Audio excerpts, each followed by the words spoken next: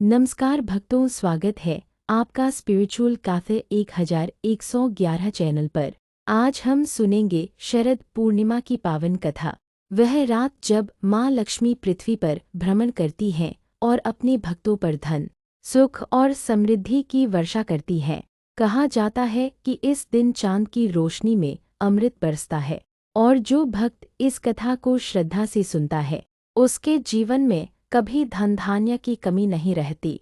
तो आइए शुरू करते हैं शरद पूर्णिमा की पवित्र कथा। पौराणिक कथा के अनुसार एक नगर में एक ब्राह्मण रहता था।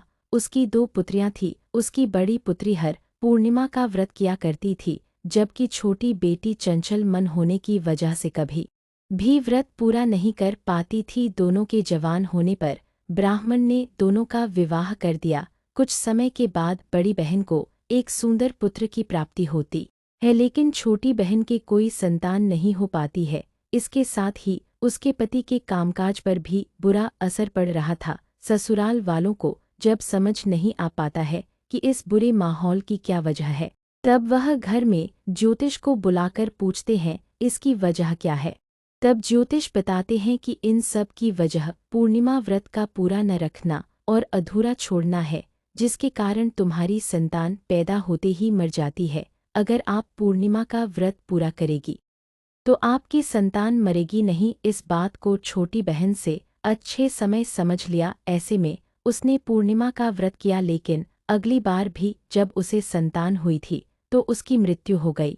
अपनी बहन से मिलने के बड़ी बहन आई। ऐसे में छोटी बहन से एक पाटा में अपनी मरी संतान को रखकर कपड़े से ढक दिया और उसी के ऊपर अपनी बहन को बैठने के लिए कहा। जैसे ही बड़ी बहन उसमें बैठने की हुई तो उसका वस्त्र बच्चे को छू गया और वह तुरंत ही रोने लगा। तब बड़ी बहन ने छोटी बहन से कहा कि अच्छा, मेरे नीचे रखकर मेरे ऊपर तू अपनी संतान की मौत का लांछन लगाना चाहती थी। इस पर छोटी बहन से कहा कि बहन, मेरी संतान पहले ही मर चुकी थी, लेकिन तेरे पुण्य से वह दोबारा जीवित हो गई है। इसके साथ ही छोटी बहन ने पूर्णिमा व्रत करने का ढिंढोरा पिटवा दिया और वह हर साल इस व्रत को विधिवत तरीके से पूरा करने लगी।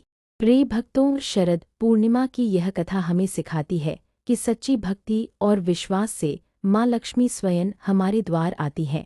यदि आपको यह कथा पसंद आई हो तो वीडियो को लाइक करें, शेयर करें और चैनल को सब्सक्राइब करें ताकि अगली दिव्य कथाएं आप तक सबसे पहले पहुँचे।